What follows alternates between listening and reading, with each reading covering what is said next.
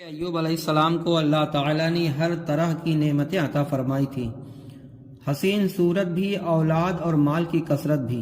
اللہ نے آپ کو آزمائش میں ڈالا، آپ کے فرزند اور اولاد مکان کے گرنے سے دب کر مر گئے، تمام جانور بھی اور اونٹ اور ہزارہا بکری بھی سب مر گئیں، کھیتیاں اور باغات بھی برباد ہو گئے، کچھ باقی نہ رہا۔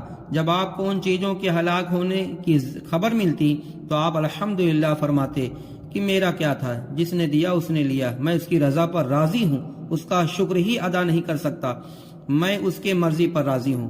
پھر آپ بیمار ہو گئے، بدن مبارک پر آبلے پڑ گئے، جس میں شریر سے زخموں سے بھر گیا، سب لوگوں نے چھوڑ دیا بجز آپ کی بیوی صاحبہ کے، وہ آپ کی خدمت کرتی رہتی۔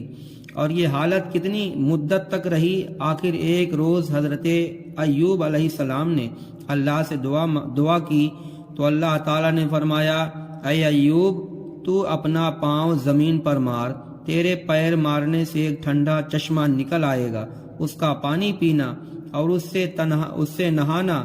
چنانچہ حضرت ایوب علیہ السلام نے اس پانی کو پیا اور غسل کیا تو اللہ نے آپ کو شفا عطا فرمائی، جس سے آپ کا سارا مرض دور ہو گیا۔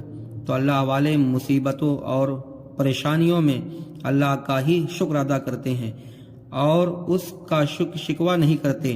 مقبولوں کے پاؤں میں بھی یہ برکت ہے کہ وہ پاؤں مارے تو ایسا پانی نکل آئے جس کا پانی دافع البلا ہے۔